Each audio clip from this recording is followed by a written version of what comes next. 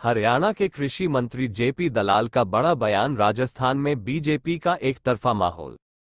भारी बहुमत से बनाएंगे सरकार। कांग्रेस ने झूठ बोलकर व किसानों के कर्ज माफ करने पर बनाई थी सरकार। हरियाणा में कांग्रेस की सक्रियता पर जेपी दलाल ने ली चुटकी। बोले, मैं भी मानता हूं कि हरियाणा में कांग्रेस सक्रिय हुई, पर आपसी लड़ाई व कब्जा करने को लेकर सक्रिय है कांग्रेस। हरियाणा में भी कांग्रेस लड़की रहेगी और बीजेपी का एक तरफा माहौल होगा। आईएनएलडी व बीएसपी के गठबंधन की चर्चाओं पर बोले जेपी दलाल, बीएसपी व आईएनएलडी का हरियाणा में नहीं कोई प्रभाव। जेपी धान की खरीद को लेकर रोड जाम व मंडियों पर ताले जड़ने पर बोले जेपी दलाल, पिछले सीजन में हुई थी 59 लाख एमटी धान की खरीद, इस बार थोड़े से समय में हो चुकी 44 लाख एमटी की खरीद। पहली बार इतनी जल्दी खरीद, उठान व पेमेंट हुई है। जेपी, हरियाणा का खजाना हरियाणा के किसानों के लिए है। जेपी, हमने कालाबाजारी पर रोक लगाई तो कुछ लोगों ने हा होल्ला किया।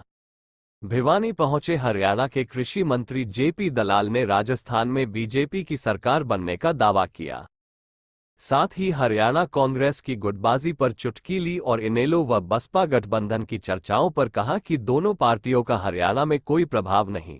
इस दौरान उन्होंने धान की खरीद पर भी अपनी प्रतिक्रिया दी। बता दें कि बुधवार को कृषि मंत्री जेपी दलाल भिवानी में अपने आवास पर पहुंचे। इस दौरान उन्होंने जनता दरबार लगाकर लोगों की समस्याएं सुनी। इसके बाद मीडिया से मुखातिब होते हुए राजस्थान चुनाव के साथ हरियाणा की राजनीति व धान की खरीद पर अपनी राय रखी। इस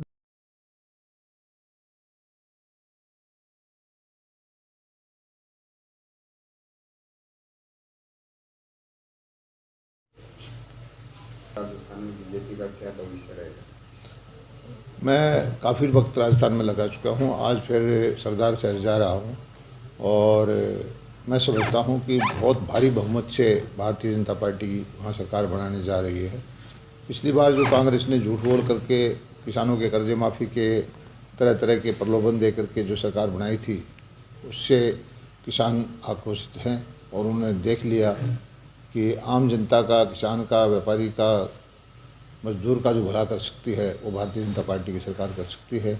एक तरफा माहौल है और कांग्रेस की तो गिनती की सीटें आएंगी। सर, बात करें हरियाणा की तो कांग्रेस हरियाणा में काफ़ी सक्रिय है। राजस्थान में क्या होगा, लेकिन क्या मानते कि जिस प्रकार के दावे वादे किए जा रहे हैं, सरकार पर आरोप लगाया जा रहा है भ्रष्टाचार का, लूट का, ऐसे में हरियाणा में मुकाबला कर पाएगी? नहीं, कांग्रेस हरियाणा में सक्रिय है, मैं मानता हूँ, लेकिन आपस में लड़ाई में सक्रिय है। कांग्रेस में कब्जा करने की लड़ाई चल रही है। अलग अलग गुट हैं, सबका अपना प्रभुत्व बनाना चाहते हैं। जनता के हित में उनकी कोई रुचि नहीं है। वो कभी भी उन्होंने जनता के बारे में नहीं सोचा, अपने परिवार को आगे बढ़ाने के बारे में सोचा है।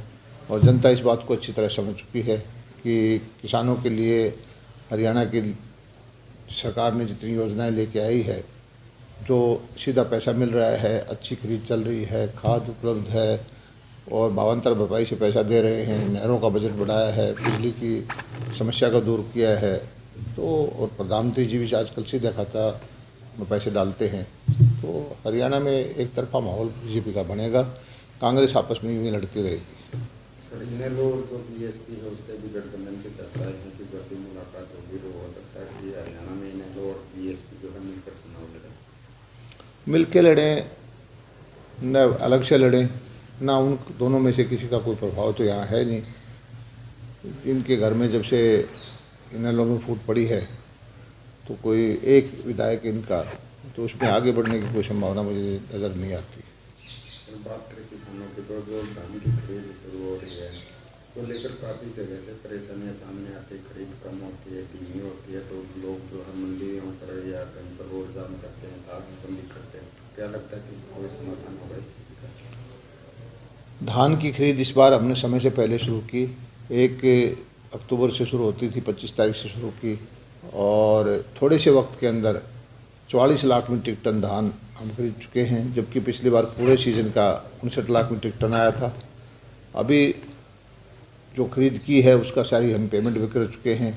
ये ज़रूर है कि कालाबाजारी हम रोकना चाहते हैं। हरियाणा का खजाना हरियाणा के किसानों के लिए है और ये जो बाहर से ला के बेचना चाहते हैं उसको हम रोकते हैं, इसीलिए थोड़ा बहुत हा हल्ला करते हैं।